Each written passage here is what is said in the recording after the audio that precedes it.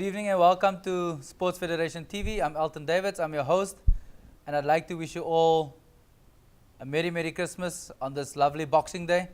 Some of you may have had a bit too much to eat, some of you may have even been out running in the Tokai Manor race this morning.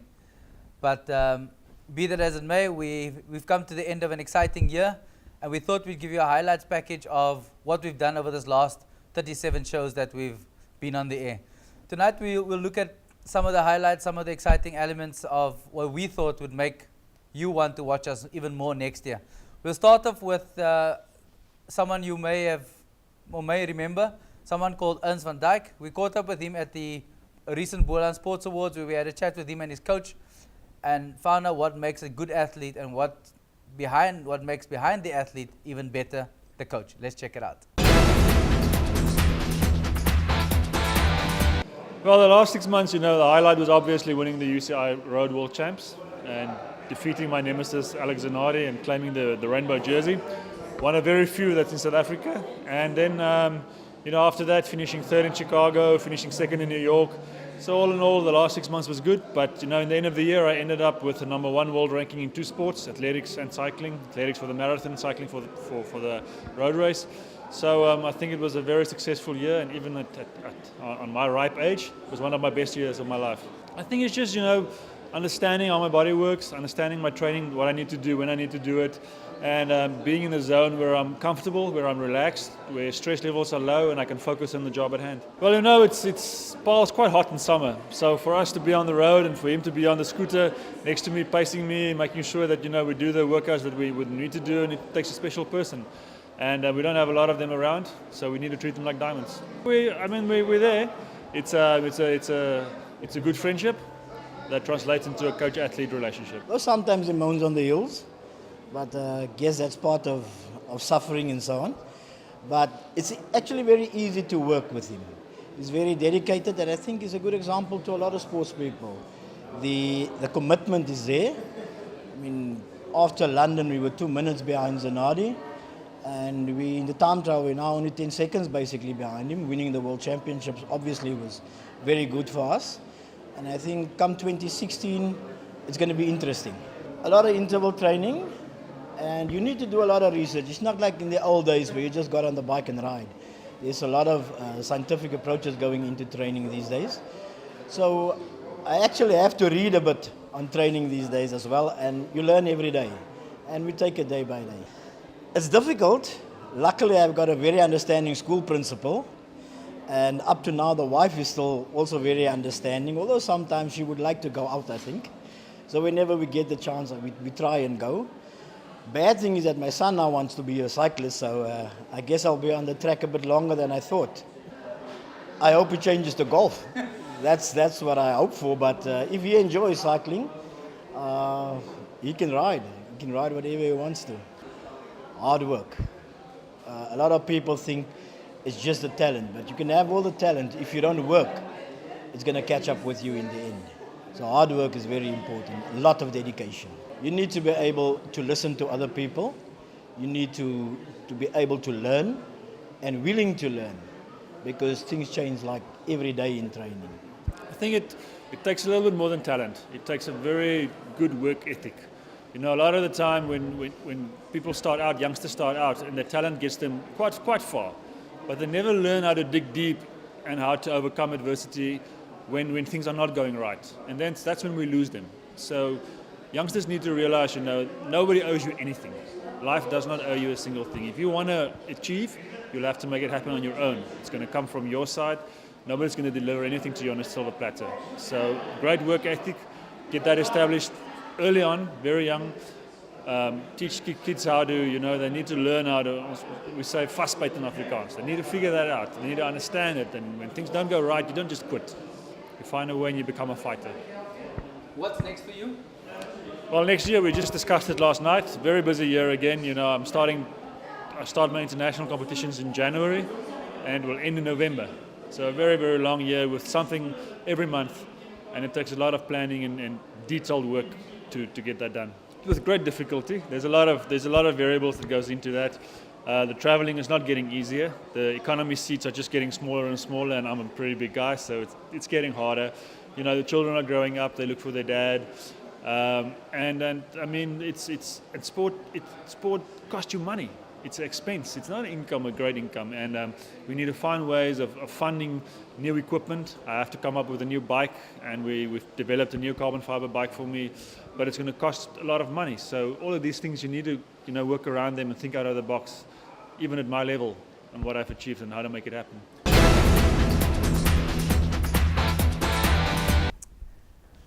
As we know, during this time of year, most sporting codes take a break. However, during the off-season, for want of a better term, people still need to remain active. People still need to be training. People still need to be preparing for the new season. No other team does that better than the Western Province Vodacom Cup. And we caught up with them over this last week or two to see what their pre-season training is all about. We'll take a look at the gym session. Let's see what they did.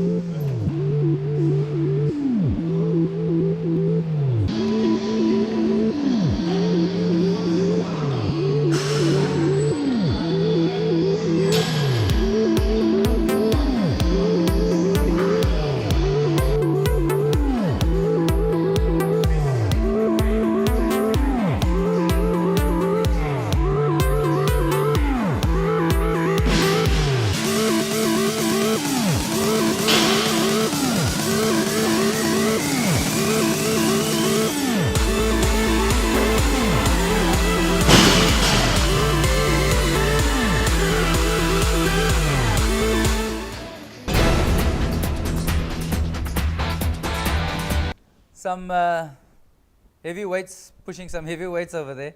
And as you can see, it's about building after the break into the off-season, strengthening the ligaments and joints, building up into the new season. And obviously there'll be a bit of a break, and they'll have a bit of festivities to go.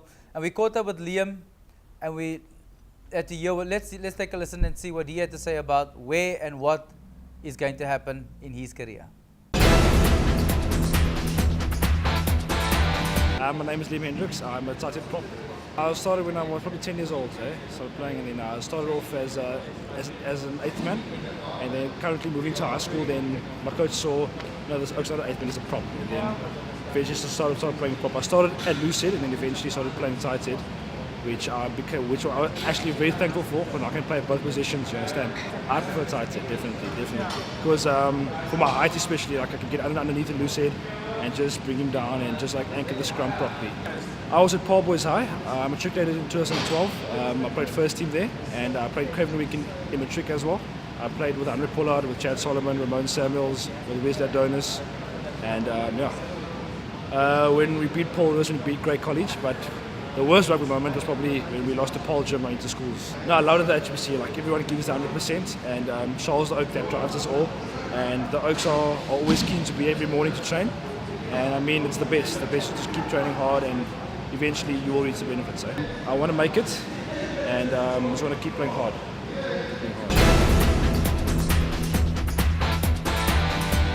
One of the other players that was also present during this training camp was Freddie Kirsten, who we caught up with, and he gave us some interesting insights into his life. Let's take a listen. My name is Freddie Kirsten. I play hooker for Western Province and I study Stellenbosch. I grew up in Wellington. We have a wine farm just out of town, and I went to school at Paul Boys High. I was, believe it or not, I was inside centre, and then they moved me to 8th man, and then when they saw the place is not there, and then they moved me to hooker. After school, I went to SAS, the Institute, the Western Province Under-19s, and I've been at the HPC for 2 years now, working with Charles. Excellent. Llewellyn Morkel, Johan van Wyk was our physio at SAS, Hannes Prinsloo, they were all at SAS, and then here we have Steph Toy, who works with the senior side, and then Charles works with the junior guys. Yes, I've been with Jordan for 2 years now. Awesome coach, he brings a massive vibe to the team. So I'm looking forward to hopefully working with him in the Vodacom Cup this year. So it's the Vodacom Cup, hopefully correct the wrongs from this year, falling out in the semi-finals against the Pumas. And then Currie Cup, hopefully defending the title and bringing it back home. Funniest guy in the squad, I would have to go with Neil Ulofse. Naughtiest guy, Jean-Luc Duplessis. Fittest guy, Ryan Nell. Fastest guy would be, I would like to recommend myself, but I'd go with Zas. Strongest guy, Frans van Wyk.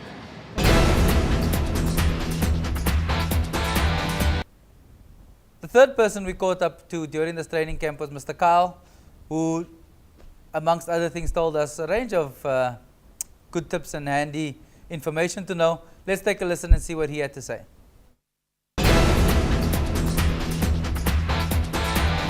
Hi, I'm Kyle White and I play Lucid Prop. I've played rugby ever since I was a little boy. Always enjoyed the sports. Just grew up with it. Loved it. I was at Rondebosch Boys, yeah. Lucid Prop. Always been Lucid Prop. Yeah, I think one of the biggest memories was obviously beating Bishops on the Pylorese. It was a big game and boys pulled through. Very good game. So that was one of my fondest memories. Well, a lot of these guys around here, they were part of the Under-19 Currie Cup side this year that won the tournament. And a lot of us have strong bonds because we were at the Institute together last year. So it's just a good bunch of guys, all working hard, working for the same goals. To be honest, I haven't had much experience with Dobber yet, but comes across as a very good coach, and what I've seen from him, legend. I want to play a few games for Vodacom Cup. And then obviously baby box trials are coming up soon. I'm still under 20, so obviously it would be nice to join the baby box. I think they're going to Italy next year, so that'll be a very nice tour. And yeah, and also under 21 Currie Cup, this will be a great experience. Yeah. Like with all codes of sport, there has to be a coach, and we heard about Ernst and his coach earlier. The coach of this team is Charles Malherbe, who we caught up with, and he's the mastermind behind this conditioning program. He's the conditioning coach. He makes things happen, and he plans where, what, when, how training should happen. Let's take a listen and see what he has to say. Well, we've had a new group of players coming in. Currently, our new intake from the Institute, which is around 25, 26 players. And on top of that, we had some under 21 players for 2015. A few of them, 6 or 7 of them left. So in total, our junior squad was about 32 players. We did a five-week program, just mainly focused on strength, prehab and rehab. And as well as having we did have some senior players in our squad, about 5 or 6 of them. Well, we break now on the 17th, 18th of December, and we're back on the 12th of January. Well, next year is obviously back, once we get back in, we've got some junior players playing Varsity Cup, which we have to prepare for to start off in that tournament. And then Vodacom Cup starts in end of March. With quite a big build-up to the Vodacom Cup in terms of friendlies. We've got 3 or 4 friendlies and a training camp planned, so it's quite exciting. As you know, the Vodacom Cup team changes every year, so players leaving, coming in and going out, so we'll have quite a new, fresh looking, young Vodacom Cup side. Well, I mean, obviously the goal is to win the tournament, but being a one-round competition and South and North competitions, you don't have time to build into the Vodacom Cup. So you have to make sure that you start well to get a favourable draw in the knockouts. So that's why we're putting a little more emphasis on our friendlies to make sure that by the time we hit Boland on the 25th of March, I think, that we are ready to go. Quite interesting stuff there by Shaul, and to think about while you're having your break. Talking about a break, let's take a short ad break, and when we come back, we'll catch up with some more Sports Federation TV. See you now. This is Sports Federation TV. We're chatting about a range of different codes of sport. We focused a bit on rugby. We now turn our attention to a young athlete, a footballer, who's just turned 18, Rivaldo Kutsia, who plays for Ajax Cape Town. Someone who's come through the academy ranks, someone who's come through difficult times and has made it into the call-up into the Bafana team. We caught up with him at the Ajax training to see how this call-up has affected his life. Let's check it out. First of all, thank you for having me. I've joined Ajax early in 2012, coming from my hometown, left my family at the early age, and yeah, I've been here for 2 years now. I'm from the Northern Cape, a small place called Kakamas. My experience so far at Ajax is that I've learned quite a lot at this club. It's one of the biggest clubs in South Africa. They have quite a good academy, develop players very well to become one of the best players in South Africa, and I think for the past 2 years that I've been there, I've developed quite a lot and to be where I am today. Yeah, I feel I've been working hard since coming here because I know leaving my family at such a young age that I have to make this work, because this is what I've been dreaming all about. This is what I've wanted to do all my life, and to be where I am today, I think the hard work is finally paying off, like playing regular football in the first team and got a call up to national team.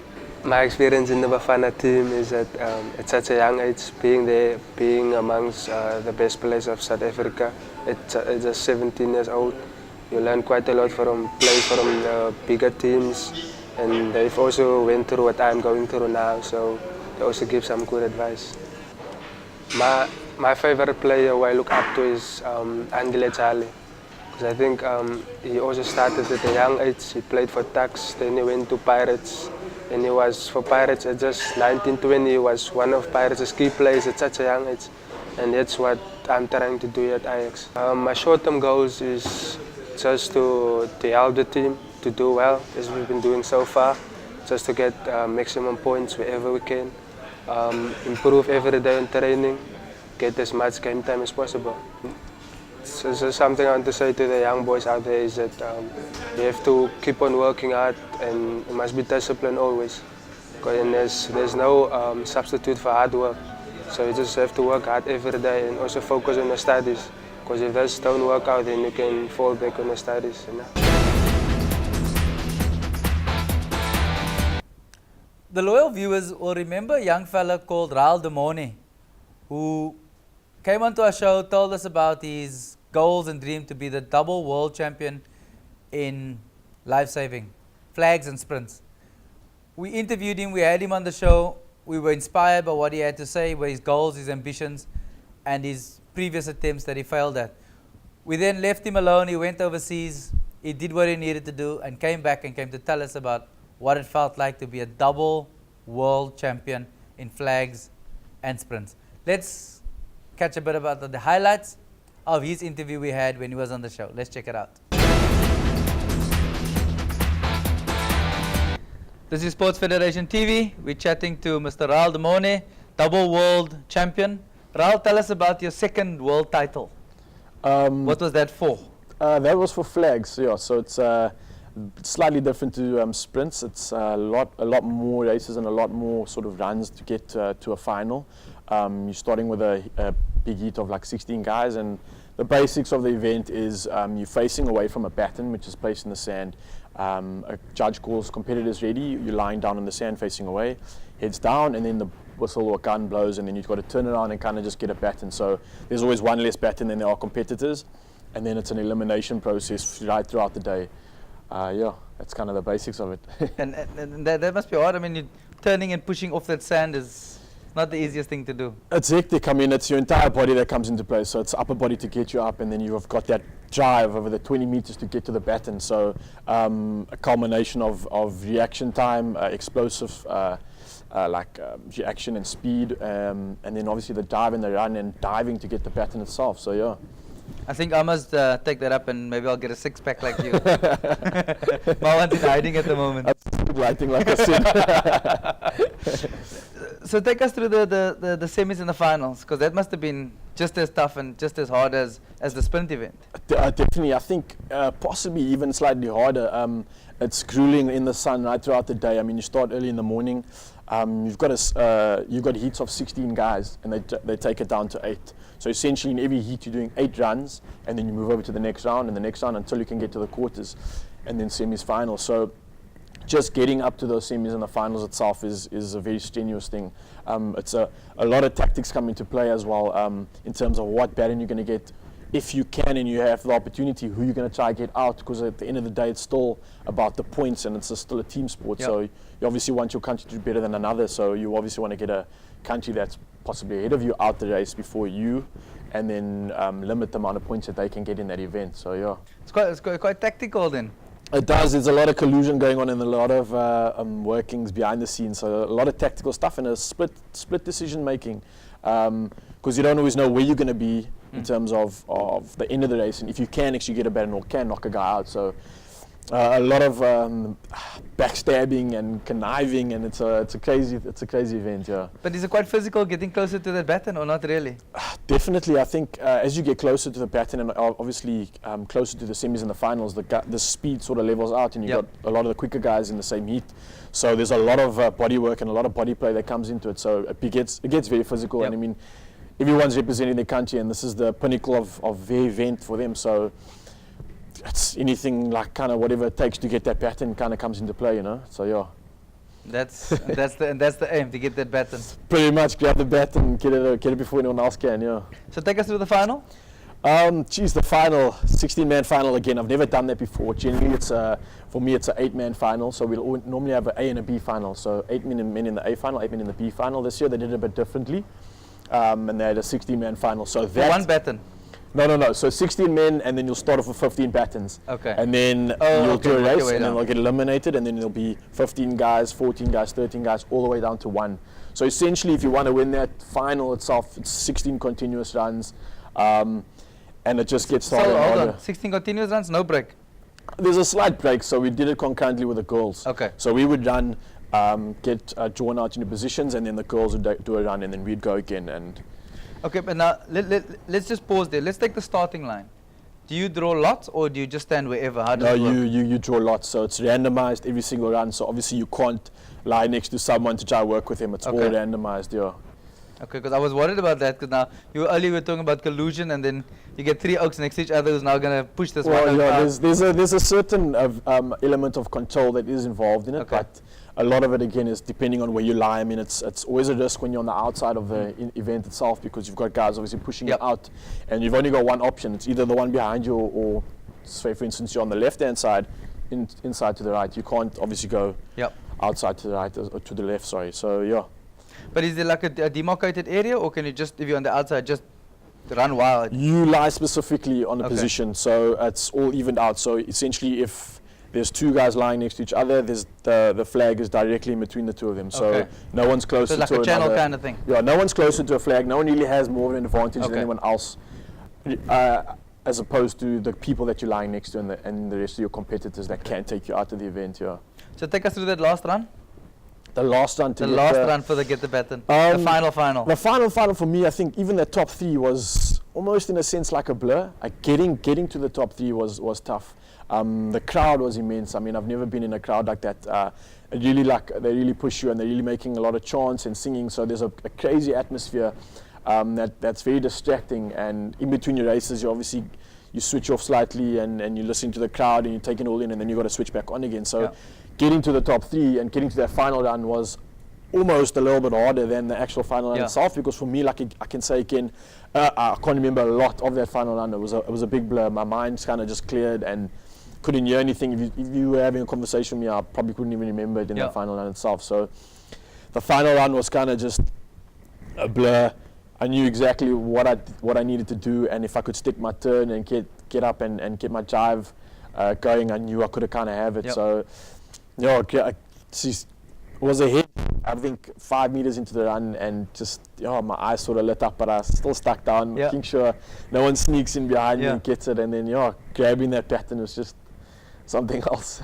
another world experience that you can never forget. I think the culmination of the two, getting after, obviously this is after sprint, so having the double for me was a massive goal, and it's something I wanted since my very first competition when I was still 18 years old.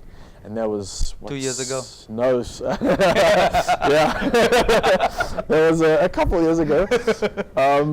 And always wanted it. So obviously I had a lot of issues in the past comps, having injuries and again not being conditioned and not being experienced enough. So this time around it was a surreal experience. I think all those years of training and desire and wanting the double, which is something that hasn't really been done before. So it was a big thing for me. It was massive.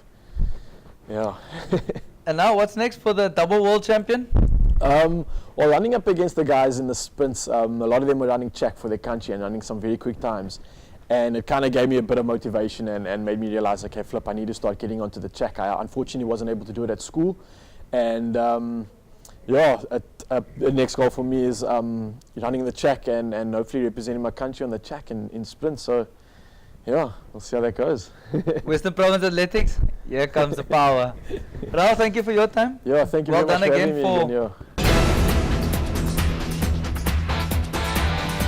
Some inspirational comments made there by Raul, and that means that during this period, going onto the beach, you'll know that you will be safe because we've got top class lifesavers on all the beaches. Remember to swim between the flags on the beaches and be safe when you're out there. Let's take a short ad break. See you now.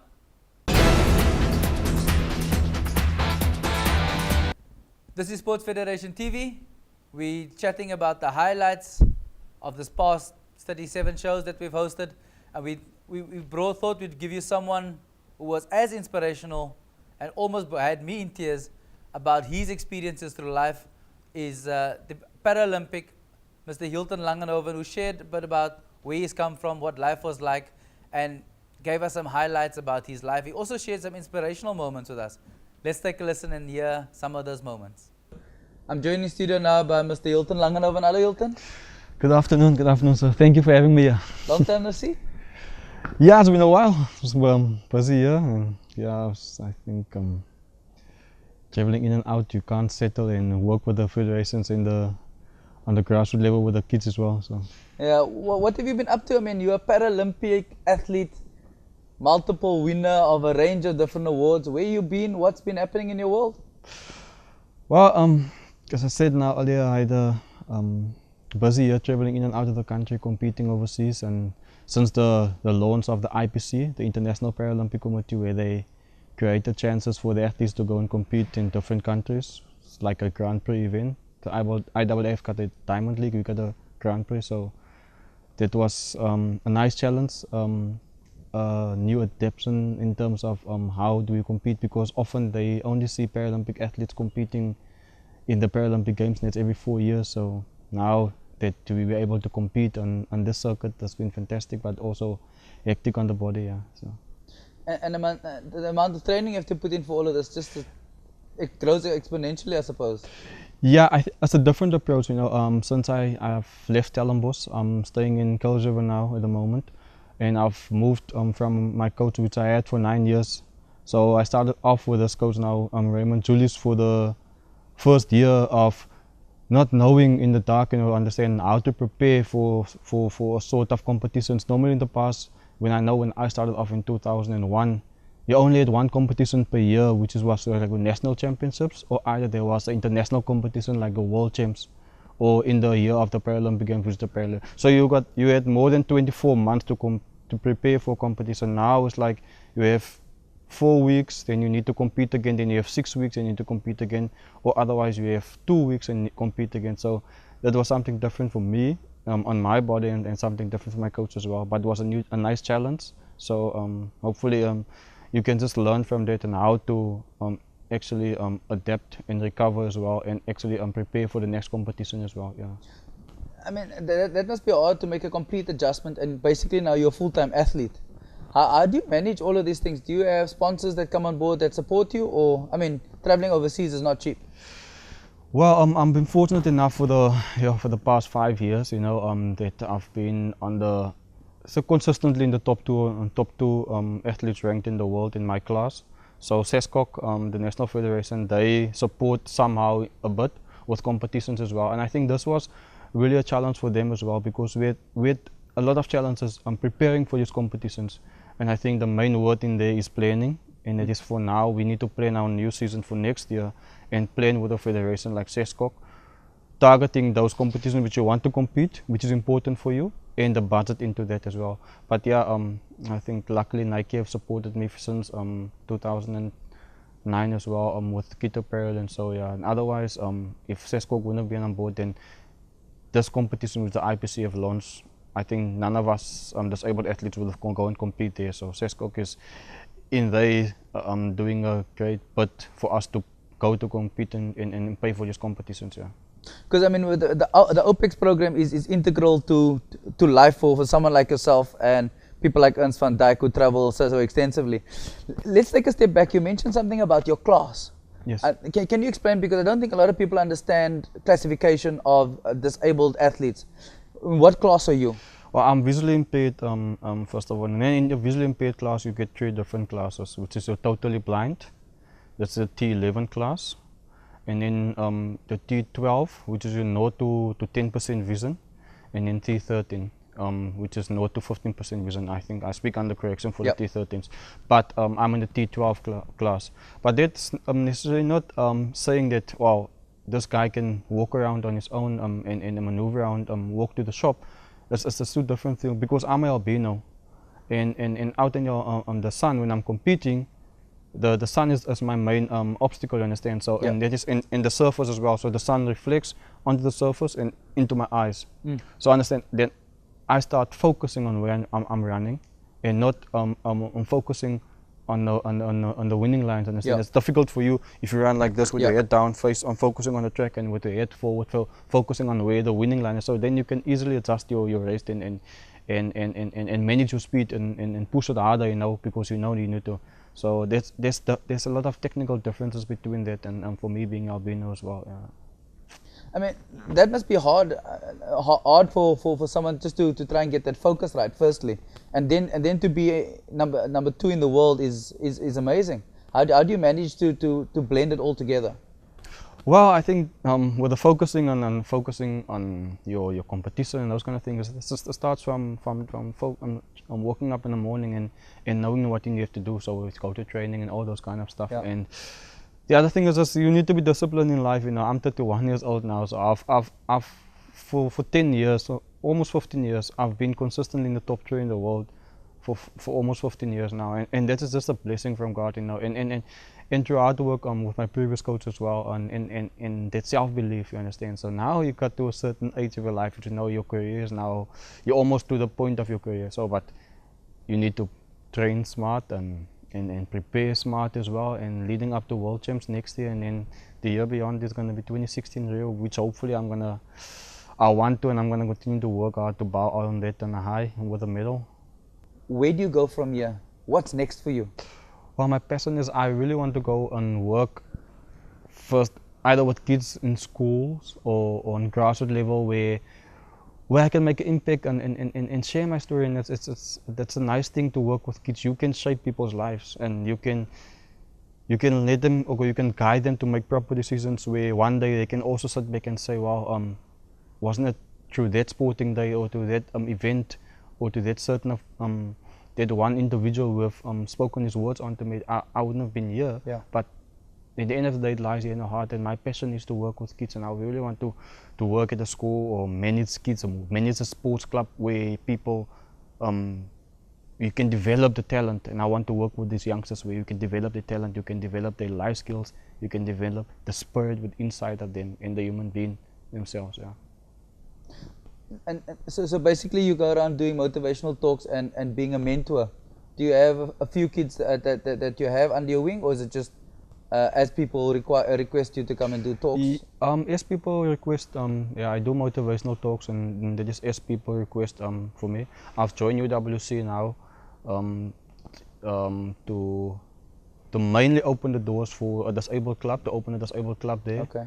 And then use the school surrounding, disabled school surrounding UWC or closer to that, and come there and really want them to start and start develop their sporting talents. And I think that is a need for the schools around there, that there's no platform, there's only the schools, and teaching is changed so much that teachers are only teaching at the moment. When I was at school, teachers used to teach and they had time coaching the youngsters, and spend another 2 hours after school, but teachers don't do that anymore. You understand? So, and that is where the disabled schools lack, like the Athlone School for the Blind, they lack that commitment, not commitment of teachers, but that coaches, that mentors after school to be with the kids for two hours after the school. Yeah, so I really want to open that door through UWC for these kids. Yeah. Using UWC as the base, do you find that there'll be more opportunities for disabled people to participate alongside able-bodied, or would they be exclusively separate? No, I think. What's your thoughts? No, there is a gap for people to be. That's why you want to include them and not exclude them, because that exclusive, then you feel, okay, wow, we're still in this in our small world, in our space, and where we need to still be surrounded with our teachers and everything like that. So if you let them go out and go and join a club like UWC, then you feel a part of the world, and that is where my confidence came in, because when I was at school, I went out to UWC and I asked to join them, and I trained with the able-bodied athletes, and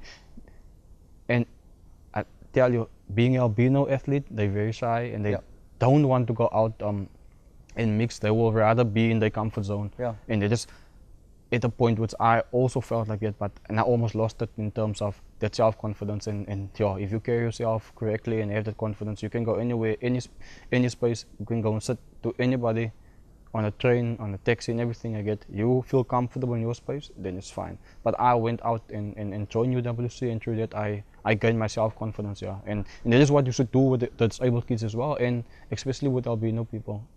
But and I think people have the misperception that if you an albino or disabled, people need to stay away from you because they feel like they don't know how to treat you. Or treat you differently, and they would rather ask somebody else, can I help him, or not ask you, can I help you directly, understand? And that is, on the other hand, the disabled person or the albino person fault as well. So you need to say, no, if you want to help me, you can help me, you can lend your assistance to me, but you need to be educative as well, and tell them about what's your situation, what's your disability, and everything like that. And for me, the biggest challenge for me was to confront people making jokes of me because of how I look. And I confronted and I educated them and said, this is albino, it's not a disease, it's not that can happen to anybody because it happened by birth. Where it's just because of my father or lack of pigmentation and everything like that. And you can also have albino kids. It's not that like I have a disease or anything like that.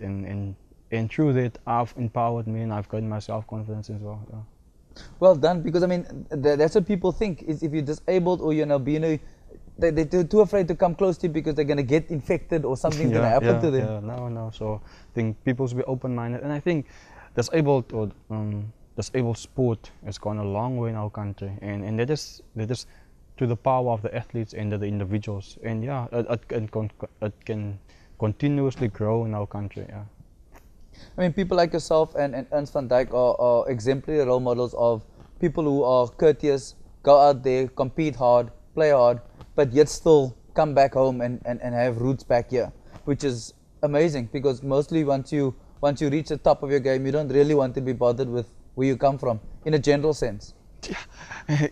You know, that's got the flip side of the coin. Yeah, if people see you as a successful sportsman, it's not. Sometimes they see that your behavior have changed and you as an athlete have changed, but it's not that. People approach you differently. Yeah.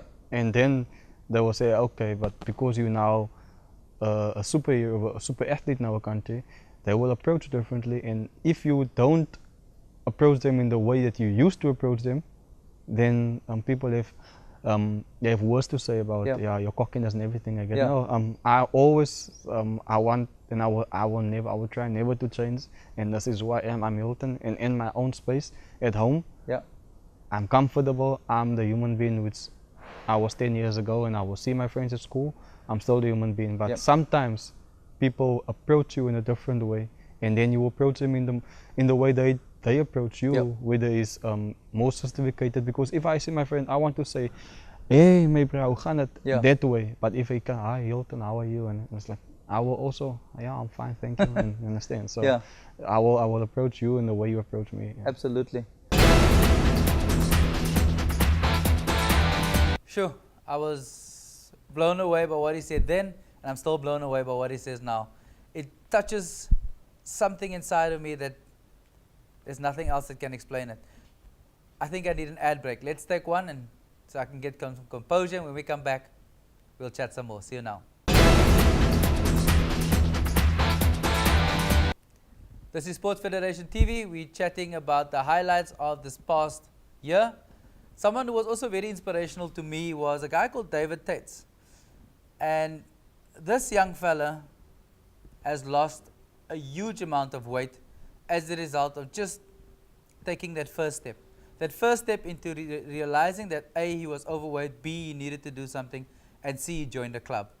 He joined a young club called ATC, Atlantic Triathlon Club, and him and his coach were in studio and chatted about how life has changed for someone like him, who people didn't like, people didn't think much about because it's this big guy who was overweight, and how his life has changed being part of ATC, and how he's changed his habits, he's changed his lifestyle completely to someone who could eventually go and do a triathlon, which is a run, a bike, and a swim in one event, in one day. And this is what sport does. Sport changes people's lives, changes your lifestyle, changes who you are in a good way. Let's take a look and see what David had to say, him and his coach. And that's an interesting part, because Dave, how did you get involved in all of this? Well, I had been swimming quite a bit, open water swimming, and some guy said there was the swim on in Clanwilliam, and we decided to go and do it, and we're sitting around having coffee, and someone said, well, there's a triathlon there as well, so why don't we do it as well? So we all agreed to do it, and then I realized, oh, I haven't ridden a bicycle in 20 years since high school, and I can't run. So I borrowed a bike from a friend and learned to ride it. Again, it was like riding a bicycle, and did a little bit of running, and I went and I did the triathlon in Clanwilliam, and I had an absolute blast. And then I figured, okay, this is all well and good now. How do I take this further? And I decided, well, maybe what's the hardest thing I can do without killing myself? And I thought maybe a half Ironman would be it. And I said, well, if I'm going to do that, I'm going to need some help to get there. And that's where I found out about Embark and joined their program. That was almost well over 2 years ago, and the rest, as I say, is history. And yeah, I'm going to be doing my third half Ironman this year, and I've attempted a full one, didn't quite succeed, but yeah, maybe further down the line. But I like the half Ironman distance. It's a good full day out for me, so yeah, I'll stick to that. Got another one coming up in about 3 months' time. Elton, can I jump in there? I think Dave didn't really say anything about the weight that he's lost over those times, and when he did that first race in triathlon, no one knew who won that race, but everyone knew that big guy that finished the race. And I think Dave motivated so many people into triathlon that year that everyone talked about if that guy can do it. Dave, how much did you weigh at that stage? That was about 135 kilos. Sure. No, the first year you did Clanwilliam. Oh, the first year it was about 145, 150. So a lot heavier than, a lot bigger than just what you would classify or think of as a triathlete. And then over those years, Dave just lost so much weight as well, going through to do half Ironman and then completing Ironman. And I think that's an interesting point, because people perceive someone who does triathlons and an Ironman as a lean, mean racing machine. But it's not often the case. I mean, Dave's a prime example. And if you go to PE, you'll see, even half Ironman, you'll notice that there are guys who are, for want of a better word, slightly over fat. Yeah. Let's not call them overweight, they're slightly over fat. And they've done it. And Dave, hats off to you for putting your hand up and saying, let's do this. Yeah, I mean, with the right training and, you know, working at it every day for the time period that's required, it's amazing what you can do. You just, you know, we think there are limitations on us, but those limitations we've only placed on ourselves. The more you go out there, I mean, if you had told me 3 years ago that I'd go and do 180k training rides and followed with a 27k run the next day, I would have thought you were loopy, you know, but yeah, that's what I did this year. Let's take a short ad break and we'll see you now. This is Sports Federation TV. Thanks for watching us. We're catching up with what's happened over this last year, some of the highlights of the last few shows. Someone who was also very inspirational in his interview was a guy called Irfan Abrams, who's a teacher that has traveled the world and done a few marathons. And he's done the marathons not for himself, but every marathon he's done to raise money for a local community, for a school club, for an NGO, to help them do what they need to do as their core business. He went out, he did the Boston Marathon, he did the New York Marathon, and over a 2-year period, I think it was, he raised over R1 million. And that is someone who's made significant changes in the lives of people down on the ground. Let's take a listen and see what Irfan did and had to say.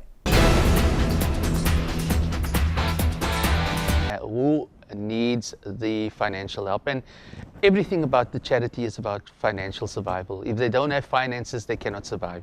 So come 2011, I've been teaching at Rocklands High in Mitchell's Plain for a number of years. And starting with a social club that we started way back in 2006. It was an idea of just getting kids who are not involved in sport, but who wanted to give back to the community, find themselves in Mitchell's Plain. You know, they've got this syndrome, I live in Mitchell's Plain and I'm not good enough. We tell them, no, come on, man. Everybody has a role to play within the community. So we started a social club, started at Rocklands High first, got the learners involved, got them to do the water stations at the Two Oceans Marathon, and that helped us tremendously. Come the first, second and third year, Rocklands High won the best refreshment station 3 years in a row. Wow. And then from there we started doing birthdays where people needed help to make special birthdays happen. We'd supply the kids and we don't charge the people a cent. They just get the transport going. The kids would go out. We did weddings, Elton. We even did decorating. We did things like there were engagements. We did church bazaars. So the kids would just supply, and that's where it all started. What did that do for those kids? Man, I have to be honest with you. A number of them have matriculated already. There are 3 groups of the matriculating years of learners who were involved with the project that have now started their own feeding schemes and their own NGOs. And here I'm talking about Carl Lestrada. He loved dancing. He got involved. I must tell you something funny. We got to an eat and treat one evening. They were raising funds for somebody who wanted to go and study abroad. And I'd never forget, it was at Gatesville. And the entertainment had not arrived. And these people had paid an X amount of money for entertainment as well as the food. And here we are, school kids from Mitchell's Plain, doing the waitering and setting the food out, and get a whisper in the ear. And he said, Fani, the MC and the entertainment didn't show. Could you guys help us out? And I'm like, yeah, we can do that. So the kids together, and we see who's there on the night. Carl Estrada. We had 2 or 3 who sang, and not knowing that they needed backtracks or anything. That night was just a watershed moment. Mr. Abrams was told, right, sir, you can. If you're the MC, we'll do this. We went on there. Carl did his dancing. It was a huge success. So those kids have now moved on. I mean, I talk about kids like Shakira, Rivdin, Zainab Sal, and I have to mention their names because these are kids who started in grade 9. Amina Lewis now helps with our labs where they empower kids who cannot afford to go and study. They have now taken over that project based in Mitchell's Plain. And it's not about me. They were just empowered, Elton, and they've taken it further now. And they still come and help. Mr. Abrams, the social club still going, can help. And it was never about me. They started taking on the projects and in the evenings, and so that's where the Million Rand Challenge just kept on building momentum. But and I think that's the important part is that it's, even though you as the profile and the face of what's happened, the spin-off is that the youth have developed and become leaders. And I think that's what's lacking in society at the moment, is that the youth aren't being empowered to go and become better leaders and grow within themselves and become role models in the communities. I think as an educator, there's nothing more rewarding, and it's not about results and who gets A's and B's. It's the ones who make a difference within themselves first, and then within their own communities. They become standout role models within their own families, and they come from tough backgrounds, but they've broken the cycle.